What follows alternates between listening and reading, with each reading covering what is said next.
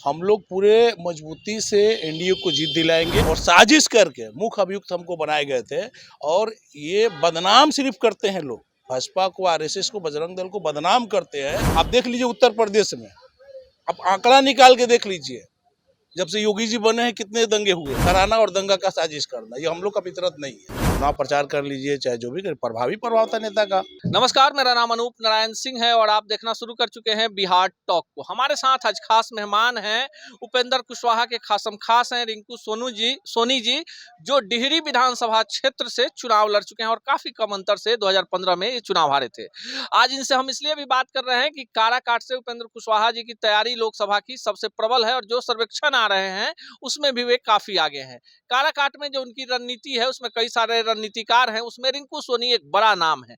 रिंकू सोनी जी, क्या होगा काराकाट में इस बार? देखिए, काराकाट हो या बिहार की 40 सीट की बात हो, हम लोग पूरे मजबूती से एनडीए को जीत दिलाएंगे।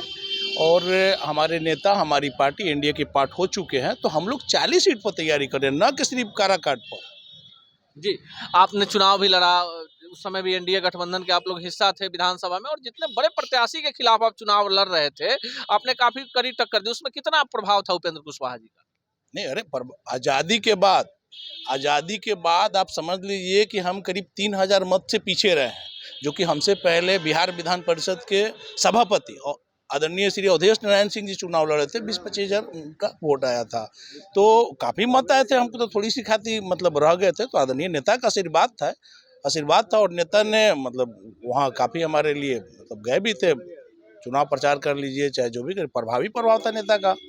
जो काराकाट का इलाका है, वहाँ के आप स्थानीय हैं, वहाँ की समस्याओं को समझते हैं। वहाँ उपेंद्र कुशवाहा जी को मौका भी मिला, केंद्र में मंत्री भी बने। क्या लोग वहाँ के खुश हैं उपेंद्र कुशवाहा जी ने काम किया क्षेत्र के लिए? नहीं, बिल्कुल। आपको बता दें, जब आदरणीय नेता वहाँ से सांसद बने थे, फिर मंत्री बने थे, तो काफ़ी काराकाट के लिए उन्होंने काम किया।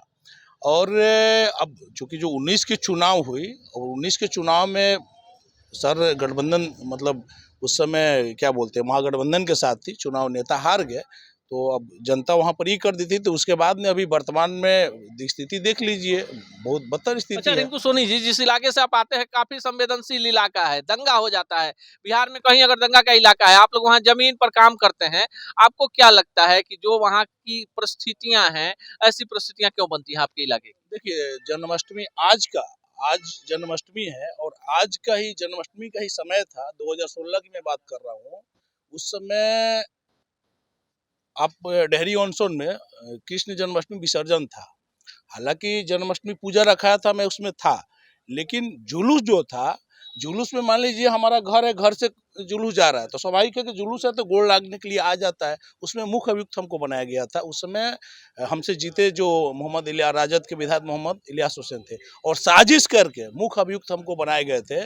और ये बदनाम सिर्फ करते हैं लोग, भाजपा को, आरएसएस को, बजरंग दल को बदनाम करते हैं। ये मुख्य रूप से उन लोग का, आप देख लीजिए उत्तर प्रदेश में, आप आंकड़ा निकाल के देख लीजिए, जब से योगी जी बने हैं कितने दंगे हुए हैं। और बिहार और अन्य राज्य में देख लीजिए, ये उन लोग का फितरत है, दंगा कराना और दंगा का साजिश करना, ये हम लोग का फितरत नहीं है। कितने वोट से जीतेंगे उपेंद्र कुशवाहा जी अगर काराकाट से चुनाव लड़ते हैं? देखिए, अभी तो ये तय नहीं है नेता के द्वारा चाहे पार्टी के द्वारा, ऐसा भी नहीं है, लेकिन हम लोग तैयारी मतलब पूरा 40 सीट पर हो रही है। दल की ओर से, नेता की ओर से सबको तैयारी कर रहा है। काराकाट पर ज्यादा जोर है आपका। काराकाट नेता आते हैं तो समझ लीजिए कि अब वोट मत कह दीजिए, मतलब कि न जीतना तो सवाल पैदा नहीं हो रहा है, जीत ही जीत होगा। देखिए, उपेंद्र कुशवाहा के पार्टी में ये जो नेता हैं, ये विधानसभा का चुनाव लड़े हैं और ऐसे व्यक्ति के खिलाफ चुनाव लड़े हैं 2015 में, जो बिहार में उनका एक अलग ही अपना रुतबा रहा है, इलियास हुसैन का। इसी मामले में इन पर एक फर्जी मुकदमा भी दायर किया गया था दंगा का 2016 में। लेकिन इनका मानना है कि उपेंद्र कुशवाहा जो हैं, आज भी जो उनका ग्राफ है काफी ऊपर है। काराकाट से उनकी संभावना है चुनाव लड़ने की, लेकिन जो पार्टी है वो 40 लोकसभा सीट पर अपने संगठन को मजबूत करके चुनावी तैयारी में लगी हुई है। अब यह देखना खास होगा कि काराकाट में जो पिछला रिकॉर्ड उपेंद्र कुशवाहा ने बनाया था अपने कार्यकर्ताओं के बल पर, इस बार हार जीत का अंतर कितना होगा। ऐसे ही खबरों के लिए जुड़े रहे बिहार टॉक से। यूट्यूब पर लाइक और सब्सक्राइब करें, बेल आइकन जरूर दबाएं। फेसबुक, ट्विटर और इंस्टा पर फॉलो करें। धन्यवाद।